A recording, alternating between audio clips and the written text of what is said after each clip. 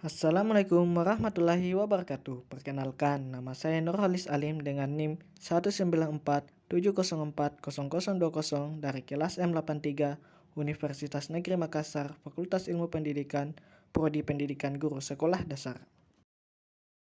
Nah, kali ini kita akan belajar tentang karakteristik anak berkebutuhan khusus. Apa sih itu anak berkebutuhan khusus? Jadi, anak berkebutuhan khusus adalah suatu kondisi di mana anak memiliki karakteristik khusus yang berbeda dengan anak pada sebelumnya, yaitu mengalami keterbatasan atau keluarbiasaan baik pada fisik, mental, intelektual, sosial, maupun emosional. Menurut Peraturan Menteri Pendidikan dan Kebudayaan Republik Indonesia Nomor 157 Tahun 2014 tentang kurikulum pendidikan khusus dapat dikelompokkan menjadi beberapa bagian, yaitu yang pertama tunanetra. Nah, tunanetra sendiri adalah seorang yang mengalami gangguan penglihatan baik sebagian ataupun menyeluruh yang menyebabkan proses penerimaan informasi kurang optimal. Tunanetra sendiri terbagi atas dua, yaitu buta dan low vision. Nah, yang kedua itu adalah tunarungu. Tunarungu berarti kekurangan atau kehilangan kemampuan mendengar yang disebabkan oleh kerusakan seluruh alat pendengaran yang mengakibatkan hambatan dalam perkembangan bahasa sehingga memerlukan bimbingan dan pelayanan khusus. Nah, yang ketiga itu adalah tunawicara. Tunawicara merupakan hambatan pada seorang individu yang mengalami kesulitan dalam berbicara karena tidak berfungsinya alat-alat bicara atau keterhambatan perkembangan bahasa akibat kerusakan pada sistem saraf. Nah, yang keempat adalah tunagrahita. Tunagrahita adalah seorang yang mengalami hambatan fungsi kecerdasan, intelektual, dan adaptasi tingkah laku yang terjadi pada masa perkembangannya dan juga menyebabkan kesulitan dalam tugas-tugas akademik, komunikasi, maupun sosial. Nah, yang kelima adalah tunadaksa.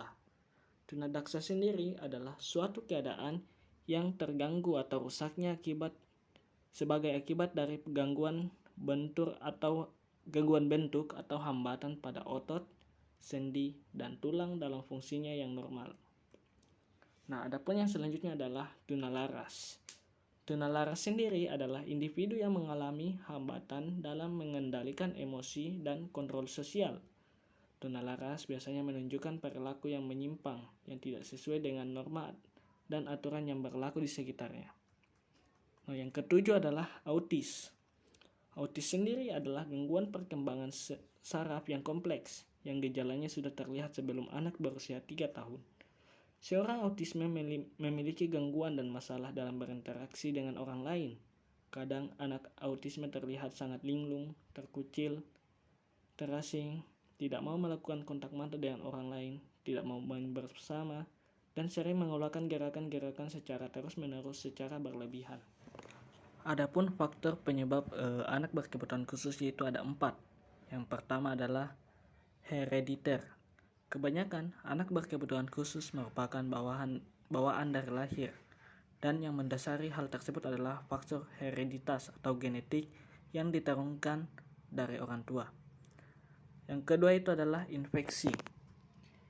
Infeksi baik secara langsung maupun tidak langsung yang menyerang bayi sebelum atau sesudah lahir juga dapat menyebabkan kelainan. Yang ketiga itu adalah keracunan.